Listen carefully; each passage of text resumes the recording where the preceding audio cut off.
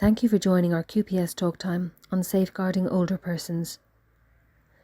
Today's QPS TalkTime panel will share information on a subject that is uppermost in the commitments of the Patient Safety Strategy, which is to safeguard vulnerable patients. We know that the topic of safeguarding may be difficult for some listeners. In the context of this webinar, where we talk about believing what we hear, we're speaking about believing that abuse can and does happen, and that if we hear anything of concern, our role is to listen and then act. Where a concern is raised, it should be investigated in accordance with the relevant policies and procedures which allow for all parties to be heard fully and for any concerns to be addressed. Training on safeguarding is available via HSE Land, and there are links throughout the presentation signposting additional resources. Thank you for taking the time to learn more about this important topic. So hello to everybody, welcome. You're very welcome today. I hope it's not raining too much wherever you are. My name is Joanne Haffey and I'm a member of the National Quality Patient Safety Directorate team. And you're very welcome to our 10th QPS Talk Time of the Spring-Summer 2023 series. Today's topic is safeguarding older persons. And this is a really important topic for us to discuss and to learn more about. And today, our intention is to have some really valuable discussion in relation to this, and that you'll leave having some food for thought and hopefully having picked up a couple of just very key points to take away for your practice. Regardless of where you work in the HSE, this topic is of significance and importance to all of us, and it's something that we all need to know about. So it's our hope that today's talk time will be both informative and thought-provoking for you as you listen to our panelists who will share their wealth of experience. And of course, we're really interested to hear your comments and welcome your questions about this as well. And towards the end of the session, we have some time set aside specifically to take your questions and put them to the panelists. So in today's talk time, we're going to hear some case examples of older persons' experience of abuse, and we'll also gain an insight into what older persons' abuse is and how you might recognise the signs of it. And very importantly, we'll set you out the pathway of what to do if you have a concern. Where do you bring that concern? Who do you report it to? And where do you get support? And then, of course, as I said, towards the end, you'll have an opportunity to engage with the panelists. I think we can move on now and get started. So today we have three panelists joining us. Geraldine Jolley, you're very welcome, Geraldine, and she's a regional advocate and coordinator with SAGE Advocacy, which is an independent advocacy agency for older persons in Ireland. Geraldine brings with her a wealth of experience. She currently works in SAGE, but has previously worked in HICWA and before that in mental health nursing. We also have Tim Hanley, who's General Manager of the HSE's National Safeguarding Office. Tim is a professional social worker and he spent his career working as a social worker in both child protection and adult safeguarding. And finally, we've Bernie McNally. Bernie is a professional social worker as well by background. Her experience in social work is in child protection in Northern Ireland. She's also held a number of directorships across several health and social care trusts in the north before becoming the Director of Social Services in Belfast Health and Social Care Trust. Since 2017, Bernie has been the chair of the HSE's National Independent Review Panel, and I believe in 2018 was also appointed the chair of the Safeguarding Board in Northern Ireland. Just a couple of things to say about today's session. I do want to highlight that hearing about safeguarding issues, it can be sensitive and it can raise issues for some people. And so towards the end of the session, we will highlight where people can go for support if needs be. It's also really important to point out that we're not commenting on any individual or any live cases, and we would ask you not to raise any individual cases that you have or are working on. This isn't a private forum. And any reference to cases that we make today that may sound familiar to you is purely coincidental. So at this point, I'm delighted to welcome Geraldine from SAGE, and Geraldine's going to begin by sharing with us two case studies or 2 vignettes of older persons' experience of abuse in Ireland. So I'll hand over to you, Geraldine. Good afternoon. I'm Geraldine Jolley, as Joanna said, and I work with SAGE Advocacy in the Midlands. And SAGE Advocacy provides an information support and advocacy service for mainly older people, but also people with disabilities. It's a free, confidential and independent service. And the range of work that we do includes helping people to return home from hospitals or nursing homes in accordance with their wishes and capacity for decision making. We advocate for appropriate and adequate home care, and we challenge unnecessary restrictions on people's liberty in acute and congregated settings. And an integral part of our role is supporting people where there are safeguarding concerns. We receive a range of referrals where safeguarding is the main reason for the referral, or we might uncover that a safeguarding issue when exploring the original referral, which might be made for very many other reasons. I suppose it's important to say really that abuse can happen to anyone, and it can happen to men and women and wherever they are. And a couple of examples that we have dealt with recently include, the first one really relates to financial abuse, and I'll go through it. I'm Alice and I live with my daughter. She collects my pension and has done so for many years, as I cannot get out easily. Her car is small and I cannot get in and out of it very well. There's plenty of food and basic essentials in the house, but I don't know what's happening to the money that's left over. I haven't seen my bank statements or my post office account for a very long time. I'm grateful that she's collecting my pension and that we have food and that the bills are paid, but I need new clothes, new glasses, and I'd actually like to have my hair done. I don't want to start a row at home, but I told my home help that I was a bit upset because I've no money and cannot go out. I've worked all my life and I know I have money in the bank and a good pension. The home carer told her manager, as she was concerned about me, and said that this could be abuse. I don't want to get my daughter into trouble, but I cannot live like this much longer. This was a referral to the local safeguarding team and to SAGE, the advocacy service, and I had helped to describe the situation, and eventually the situation improved.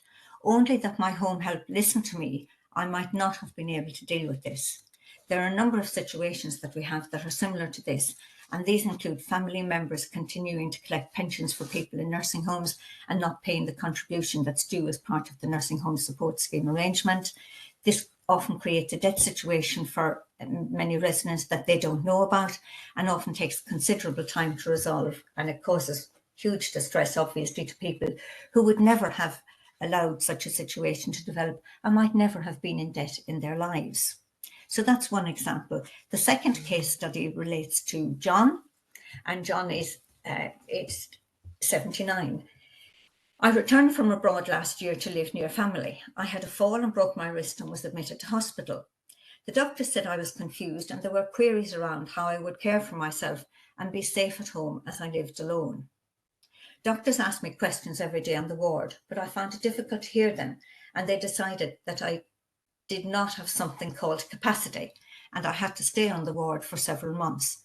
Ward of court proceedings were commenced by the hospital care team. A referral was made to a service called SAGE and to the hospital social worker. 2 ladies came to visit me and told me what would happen. They came several times to explain what was going on. I just wanted to go home.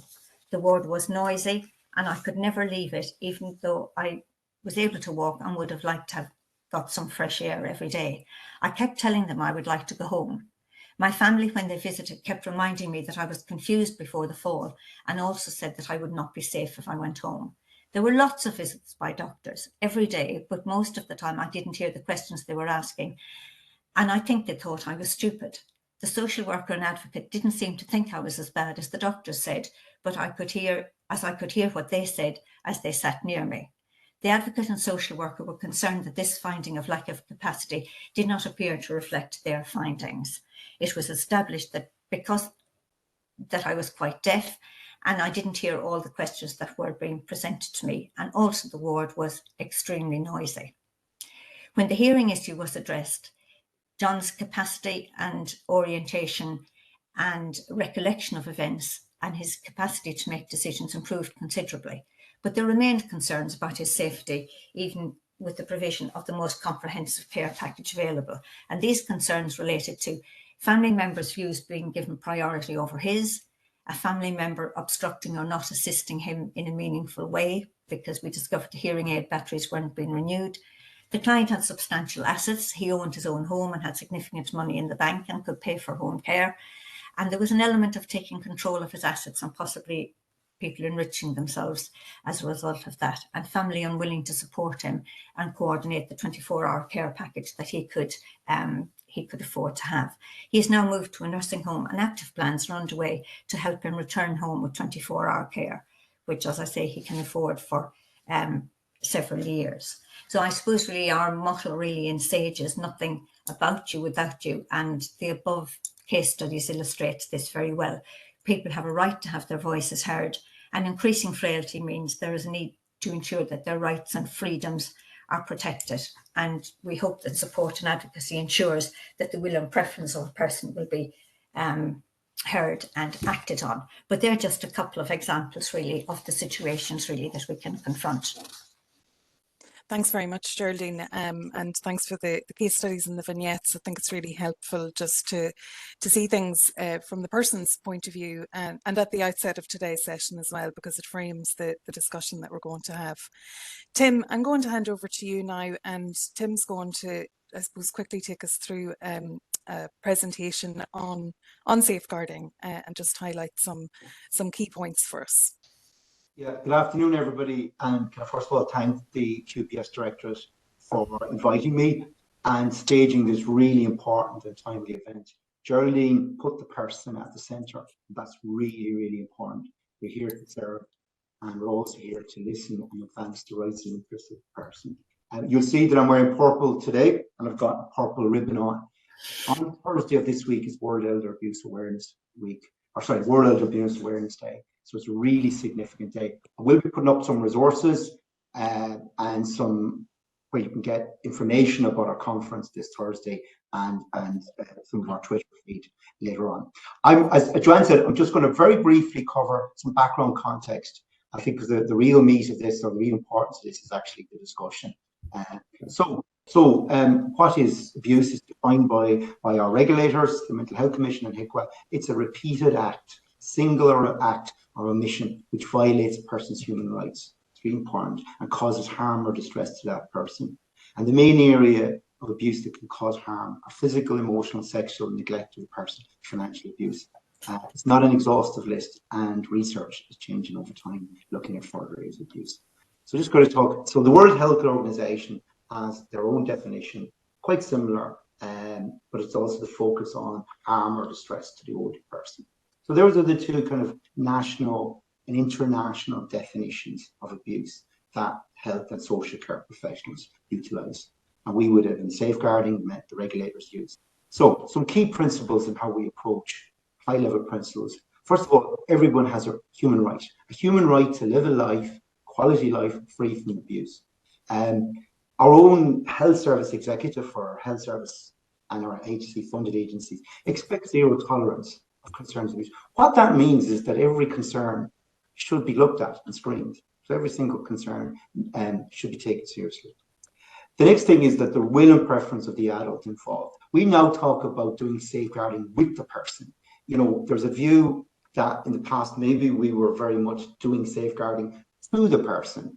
And so we very much work with the person, their will and preference, always remembering to minimize the risk while we respect the adult and their wishes. And I promote 3 simple principles about recognizing abuse, doing something about it, responding, and knowing where to go to report it. Okay, so just briefly then in some of the things, and a lot of you today on this call will be very familiar about protective factors and risk factors. So I'll start with some of the protective factors. It's hugely important that people, social support, family, community, network, being socially connected. Secondly, is actually positive relationships with family and people in the community. Access to and awareness of support. It's one thing to be aware of it, but another thing being able for the older person themselves, including access to advocates and allies. particularly allies and the family members, neighbours, friends, resources, community assets that people have.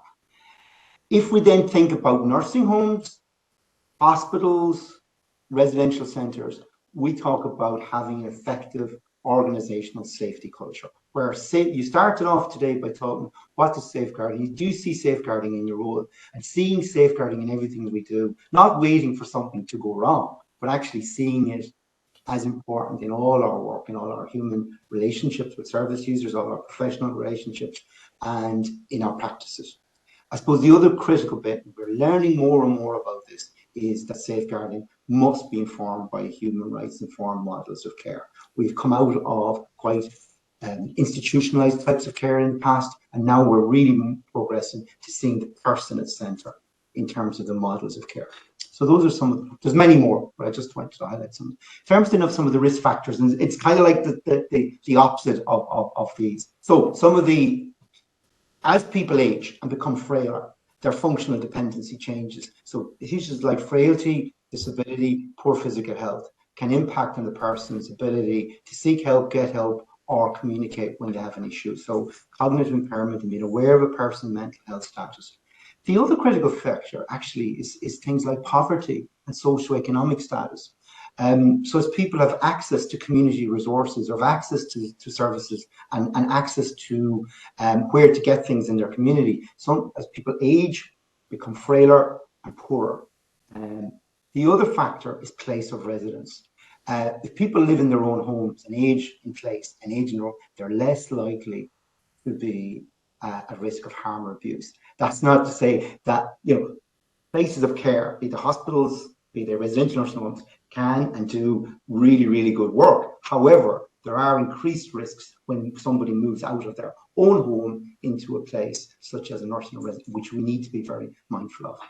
So some of the enable things to help us recognise and to help us support older people. We really need to be conscious of our language, our values, our attitudes, our assumptions.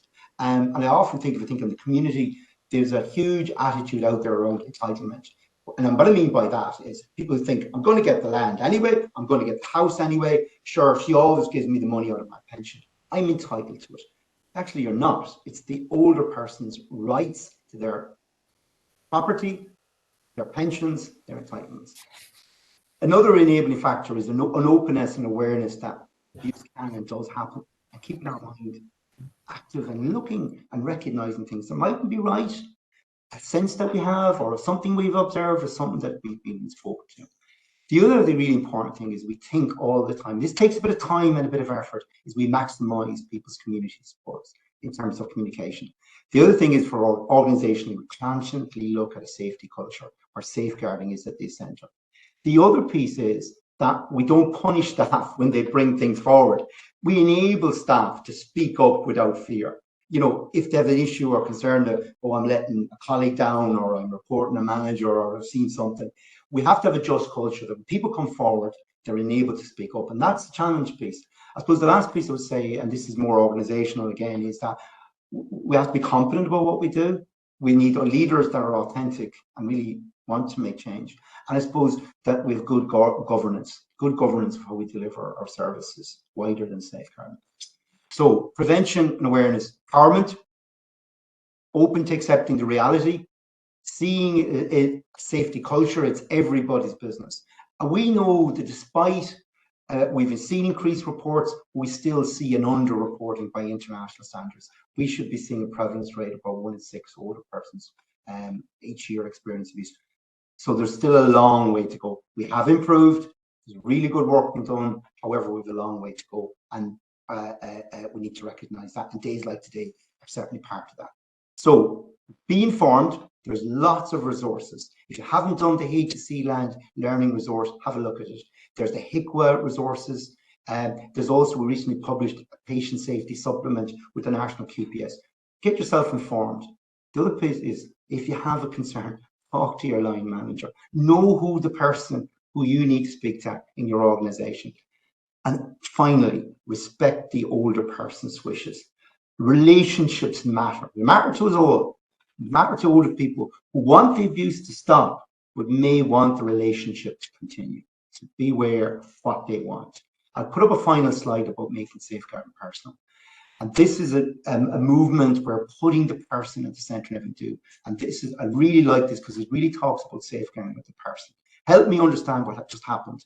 Use language that I understand in terms of the person. Involve me. Joanne talked about this as nothing about me without me. Involve me in everything.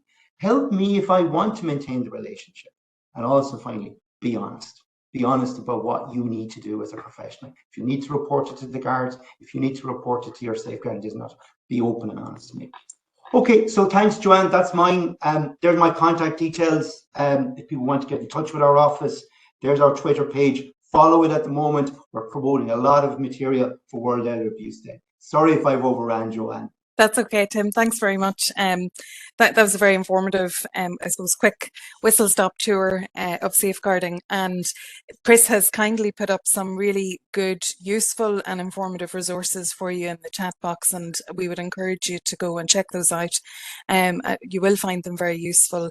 Obviously, Tim has only been able to give you a whistle-stop tour of safeguarding. The resources will give you a much more in-depth and informative perspective about safeguarding. Okay, I'm going to move on now, and I'm going to bring Bernie McNally into the conversation.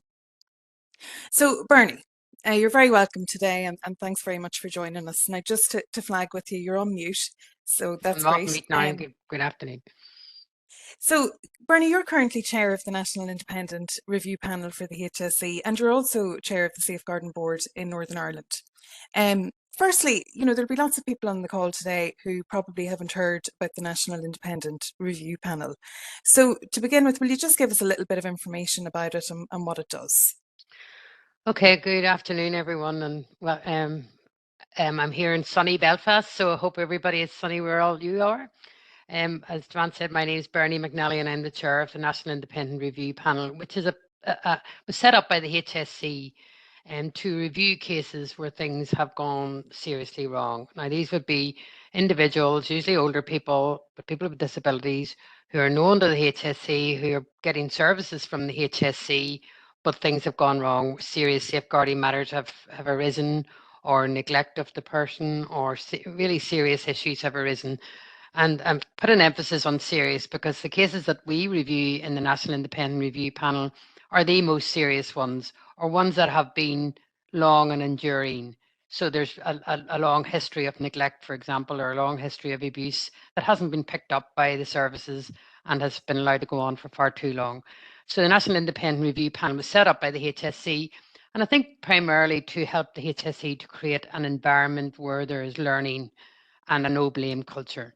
So when things go wrong, every organisation needs the ability to look inside their own systems, inside their own staffing, their training, their systems, their processes, their governance, and try to figure out, is there something we could have done earlier? Is there something that we could do now that we could change this? Is there any learning to come out of these cases that would help people in the future?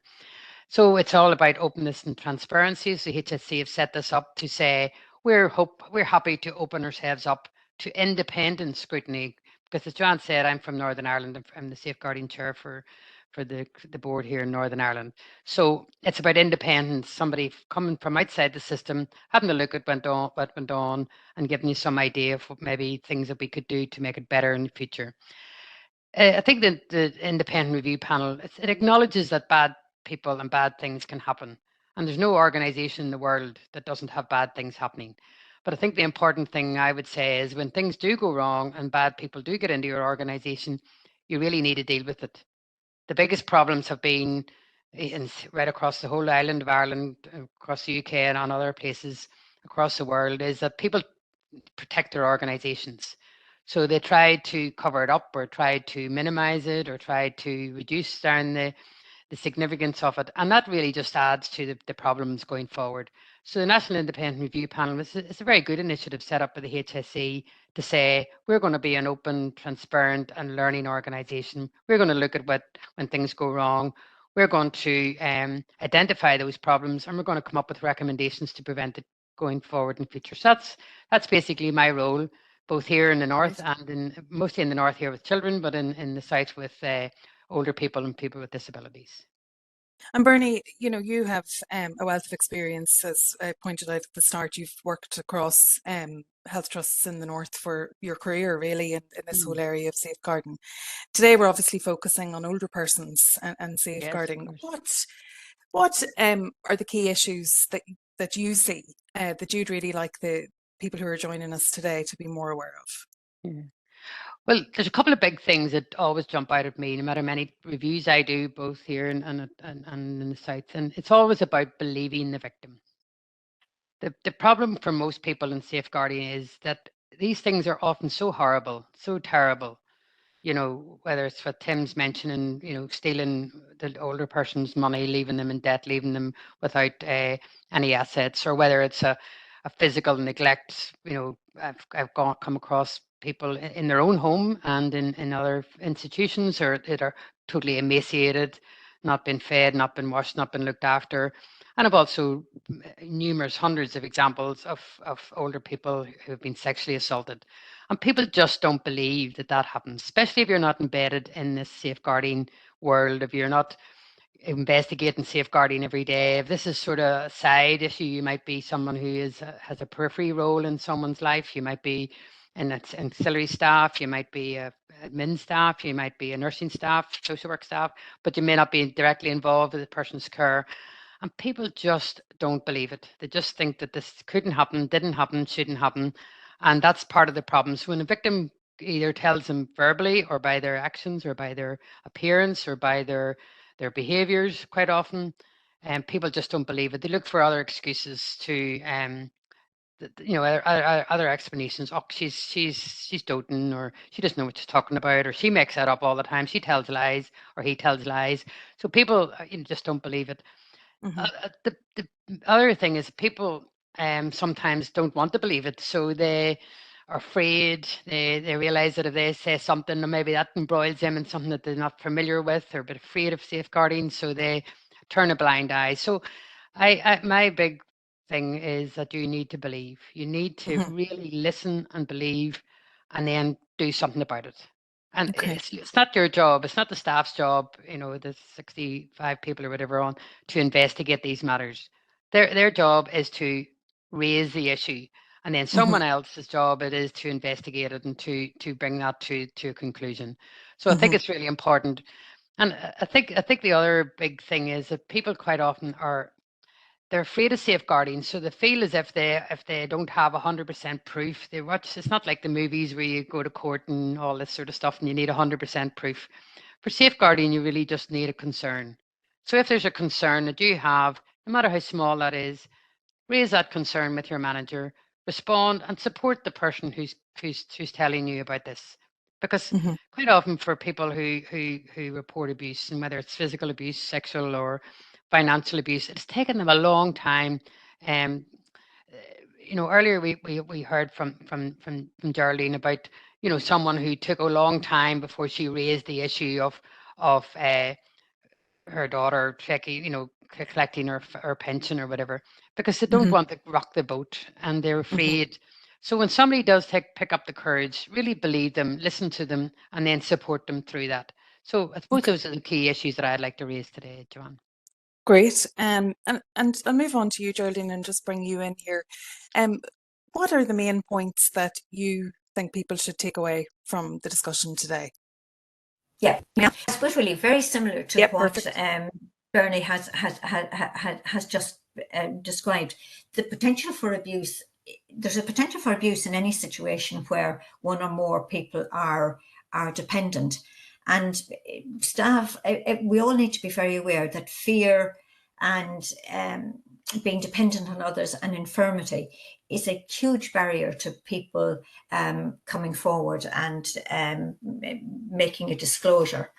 And the other thing is, and again, Bernie referred to it, is that, you know, you may have a concern just from something that you saw or you were told about, or so it's very important to be calm, believe the person, acknowledge, you know, what's been said to you, be open and honest, and don't promise to keep secrets, because, you know, you may be hearing something that could be a crime. Certainly there could be harm to the person.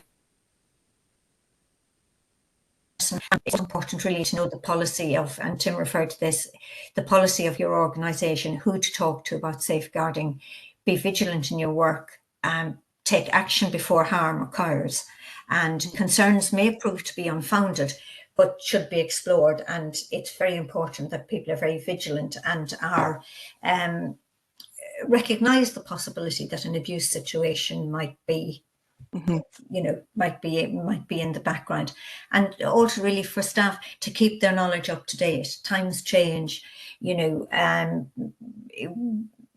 in the past, really, we might have dismissed some incidents that might have taken place, whereas that's not the case now. People are very aware of their need to keep people safe, and also safeguarding is a human rights issue. We need a good informed understanding of and constant public awareness, I would suggest, really, as well, to ensure that everybody knows that it's their business to protect others. Okay, that's and really be important. Open and honest when things go wrong. Bernie referred to that. Very important to be open and honest when things go wrong. Things surely will go wrong. Life's not perfect. We live in an imperfect world, and but it's important to be open and honest and to describe what has happened and improve the situation.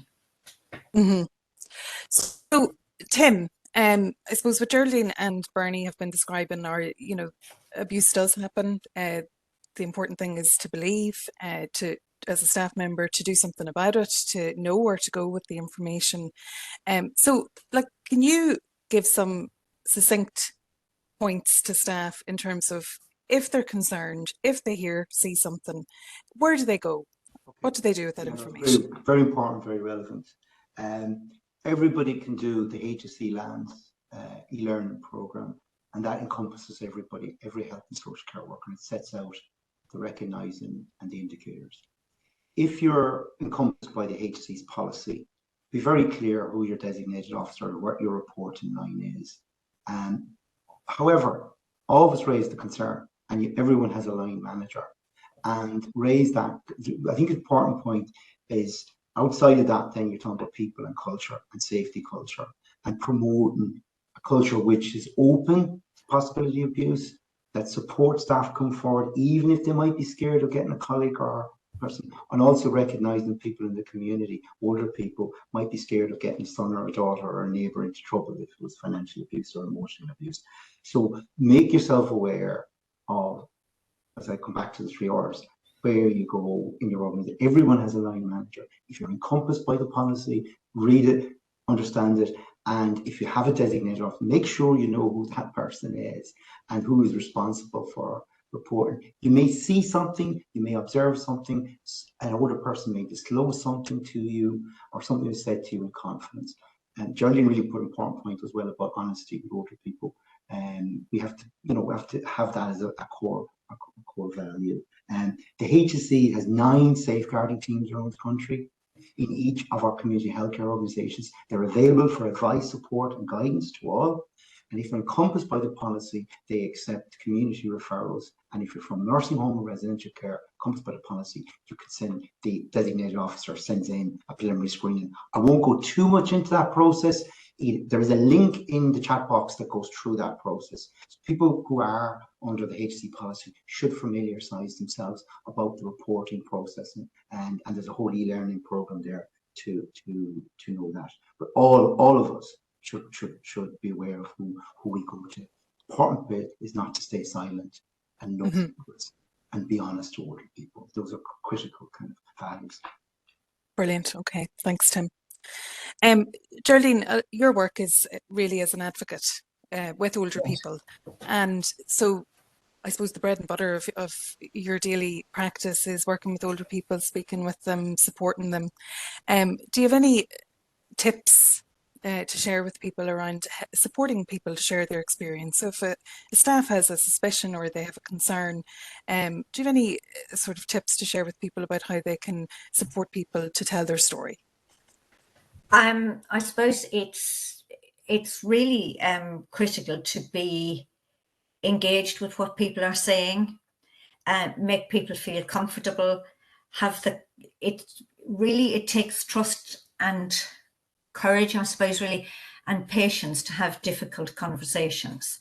And people can be very distressed when they're telling you about something that has happened to them, where, you know, sometimes really people feel very foolish that they've got into such situations. People can feel very angry and very damaged. So it's very important to make people feel comfortable. It's also critical, really, because people can have damaged or impaired communication pathways. So somebody might have had a stroke, or they might have had a brain injury, or their cognitive impairment related to their dementia or maybe motor neuron disease, for example, may actually impair significantly the story that they're able to tell. And so it's very important to engage with other professionals, say like speech and language therapists, which I think really is one of the reasons that I would personally feel that there needs to be a good wide skill mix on safeguarding teams, so that you can call on these specialist people that will help you get to the crux of the story that somebody is telling, and I suppose really make people feel secure. And create that environment of trust. And that when they do tell you a difficult story, that their story is going to be believed, as Bernie has really illustrated very well, and that you're going to do something to help them. Okay, great. Bernie, safeguarding, I suppose I'm a social worker myself by background, and I've had experience in safeguarding for many years. And safeguarding is something that happens in every organisation, in every service, in every facility. Where there are people who are vulnerable and who need something from someone else, there's always the potential that abuse can occur. From your point of view and from your experience, what are the things that staff and services can do to prevent abuse from happening, or at least to reduce the potential for it to happen? I get asked this question every day, Joanne, this question, how do you prevent this abuse of either adults or children? And I suppose the first thing I would say is that perpetrators of abuse are very clever people. So they spend a lot of time grooming the not only the victim, but the people around the victim. So they spend a lot of time grooming the staff around them. They groom the carers, they groom the families, and they present themselves as good guys or good girls. So they look as if they're the helper. They look as if they're the daughter that's going every day to the mummy, or the guy that's going into the nursing home doing extra shifts or whatever it is. It's always, they'll always present themselves for a while as the really good guys. So then when something happens, people are reluctant to believe that this person could do such a thing. So I think you need to be aware of that whole grooming process, and people need to be aware and have that professional curiosity to ask a few questions, especially when things don't look quite right. I suppose we've had the child abuse and institutional abuse right across the whole country for years, and the big thing that really improved that situation for children and has the same impact for older people is that you open these institutions up. They're far too closed. People are in there. There's nobody visiting them, particularly the nursing homes, facilities for people with disabilities. They're very closed places. And you need to really open them up and have independent visitors, social workers, people going in who advocate on behalf of and it's not enough just to be the, HICWA or somebody calling in once a year. This is people who have to go in and get to know the individuals in there so they can pick up when things are going wrong. I think events like this are really good for changing culture because they get a creation and people can come along and talk about these matters, that openness and transparency. We need to talk about these things more. We need to, quite often what happens in organizations right across the world is that the first thing is we try to protect the organization. We get into this situation, oh my God, our reputation. If it's a nursing home, private nursing home, it's a big business. The first thing they want to do is protect their business. They want to protect their organization. And I would always say to people, actually, you're protecting your organization more if you're open and transparent, because then people see that you're willing to learn, you're willing to open it up, and you're willing to tell the truth when things go wrong. Because I said at the very start of this process, it's not things going wrong because there are bad people all over the world. It's not. This is not unusual. It's how you deal with them is the bad thing. So if you're an institution and you're seen to be open and transparent and get in there and do the right thing, people will be more trusting of you. If a person tells me that there's no safeguarding issues in their home, I don't believe them. So it's nonsense. So we have to try to get a culture of openness, transparency, visitors, believe, respond, support the people, and create a safeguarding culture. And the last thing I would say is, over the years, people have said to me, particularly about children, how do I make sure the bad man or the bad woman doesn't get my child? And I always say, well, make sure they don't pick them, because you have to make sure that you have created such a safety environment around that person that nobody's going to go near them, because they know that it's going to be picked up. Because the Yes. groomers, the clever guys, the bad guys, they know how to groom the system. So you have to be one step ahead of them and make sure that that's seen and talked about, and then the bad guys will go somewhere else. Now, they'll always be there, but Yeah. it's about trying to be one step ahead of them all the time. That would be my advice. Okay, which is really good advice. I'm conscious of the time. We've been having a really interesting conversation that we could go on for several more hours, I'm sure. But I really want to give the opportunity to people who have joined us today to ask some questions. So please, there's about 117 or so of you on the call, so I'm sure you have plenty to say and plenty to ask, and we're here. There is one question that I'll go to first, which is really towards you, Geraldine, and it's from Dorothy Keeley O'Brien, who's asking, there are CHOs have safeguarding teams in place. When would a HSE facility use SAGE? Oh, they could use SAGE at any time where they felt that somebody needed additional support, that they needed an outside view on, or that the person themselves, really it's about nothing about you without you. Is one of our sort of slogans. So at any time when somebody might need a little bit of extra help, where they would need maybe some outside input for the person, and also really, I think, any time where they feel that somebody needs help communicating their wishes, or where they feel maybe that the person's wishes are not being heard.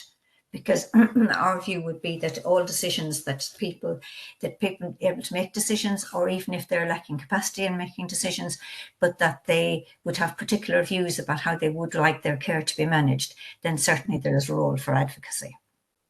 Okay. And how can people refer to SAGE? People can refer to SAGE. We've got an information and support service, and there's a telephone number 01536 7330.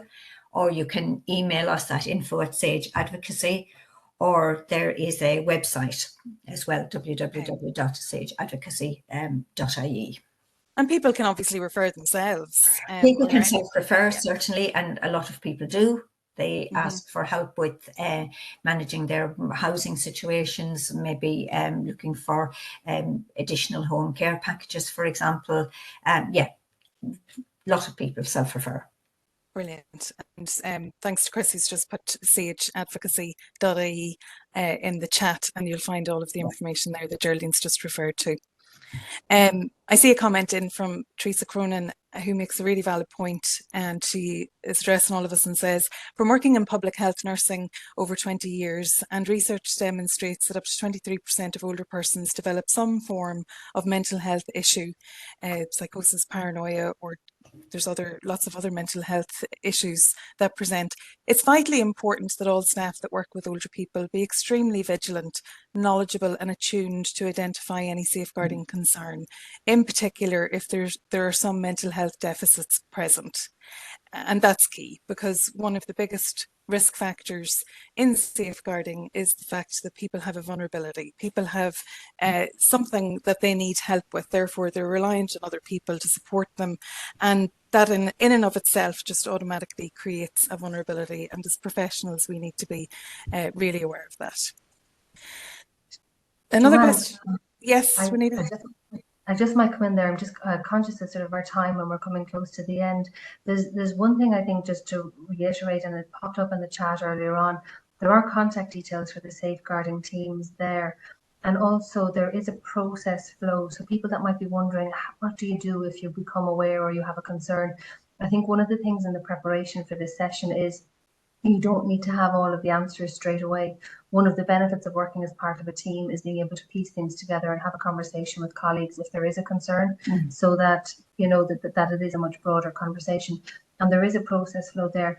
The other thing I suppose to say is that, you know, people have talked a little bit today around that whole piece about believing, you know, and it is hugely important to believe that it could happen. It's the potential. We often think that this might never happen, wouldn't happen in our area. This is something that you read about in a bigger city or in an area that's outside of Ireland. These things happen within our communities, and it can be financial, sexual, you know, domestic, whatever it is. There's lots of different pieces, but it's believing in the potential. And in every scenario, I suppose it's really important that there is a due diligence process in place. There is an investigation process in place that allows it to be investigated thoroughly and fully. And I think it's just maybe just important to reiterate that just at the very end. And the guidance that's there, I think that Tim has shared, I think is really, really useful for people to be able to access it for additional supports and information. Thanks very much, Vanita. And we just have about 5 minutes left. So I will just take one more question maybe from the chat, and then we'll begin to wrap up. I see a question here from Luciana. Is the new decision support services, or do they have any impact on safeguarding and reporting concerns? I might give that to you, Tim. Yeah, I mean, so people are aware there's a very good human rights reform with the assisted decision making, and it is about recognising and maximising people's decision making capacity.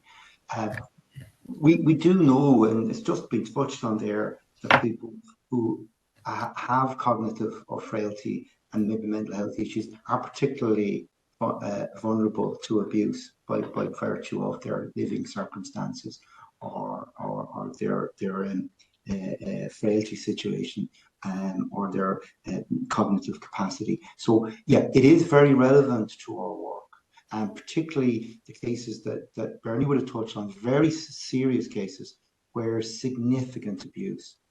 We get in every year to the Safeguarding Office over 12,000, 13,000 reports, but some of those are quite significant, and where people are really at high levels of risk from levels of harm, then we have to consider, is there a need for decision support for that person? So it is relevant. You still have to do all of the work that Geraldine talked about, maximising people's communication.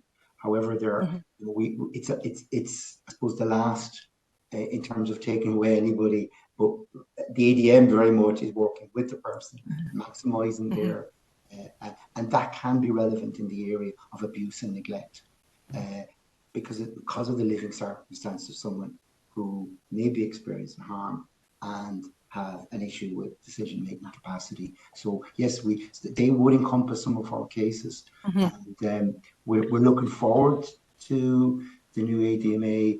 It's a much more progressive way than wards of court, which we had to use. It's much more person-centred, human rights informed. But for sure, I mean, I think it puts us at a better place for human rights and respecting the person, because it was quite a blunt instrument to take a ward of court to protect someone. We had to use it. However, it's good. So we're early stages yet, of course, with the ADMA in terms of commencement, but there are, it's very significant in the team, the work of the safeguarding teams that they directly do, because there are some very serious cases and where people need a protective element in their lives. Okay. And Tim, very, very quickly, because we've just 3 minutes left, and this was a question I'd wanted to ask, because I think it's important, you know, for people to sort of maybe hear some of this. What can teams do? You know, safeguarding is a really difficult issue. It can be difficult to talk about. It can be difficult to believe sometimes. And so therefore it can be difficult to report. So what can teams do to create an environment where staff feel confident to go off? And there's a couple of very practical things I think teams can do. Is don't wait to have the conversations until something goes wrong. Put safeguarding, put elder abuse on your team agenda. We have materials about ageism. There's lots of resources out there. Ourselves have Sage have. Invite a speaker in from the safeguarding team. Invite a Sage advocate in. Keep it on the agenda at handover time. Keep it on the agenda at your monthly team meetings. Keep it on the agenda of your team process. It can be an uncomfortable conversation. There are videos out there. There are resource materials. But all the time thinking, what can I do to empower an older person around their lives? And so think about it upstream rather than waiting when something goes wrong. Think about what your team can do. And I think for leaders that are on the call here today, be authentic, really commit to this. And it is a human rights issue. It is an issue about safety culture, as important an issue as all of our safety culture issues in infection control, falls, slips, sepsis care, all of those really important. But sometimes people see safeguarding as when something goes wrong. Think about what can I do today to take some action to prevent it. So that would be my message to teams. Brilliant. Thank you so much. Okay, well, we're at 13:59, so we've 1 minute to go, and I just want to say thank you all so much for joining us here today. It's been a really quick discussion, to say the least. Time just absolutely flies, and I think there's no doubt about it. We could, of course, give this so much more time. Just to say, I suppose at the end, that if today has brought up any particular sensitivities for you, the HSE does offer all of its staff the Employee Assistance Programme. If indeed today has raised any concerns for you about anybody that you're working with, you can contact the safeguarding team in your CHO area, and that includes for any of the services that you work in within that CHO area. Thank you to all our panelists for sharing their knowledge and experience in this area, which is, has been a wealth really of experience. I suppose there's been a lot of discussion today. Two key takeaways from my point of view is, number one, be open to the possibility that abuse happens. Ask questions, follow up on any concerns that you have, query things that you're not sure about. And I can't say it enough, ask questions, follow up on things that you have a concern about, because this is what keeps vulnerable people safe. And secondly, it's all of our duty to report any concerns that we might have in relation to anybody that we're working with. And in the first instance, go to your line manager, have a conversation with them. They will hopefully be able to give you some advice, support and direction. But if they can't, know that the safeguarding teams are there in all of the CHOs, and they're more than happy and willing to give you pathways and signposts as to what you need to do with any concerns that you have. And thanks again for your time, and the recording of this session and the slides will be made available on our website. Thank you very much.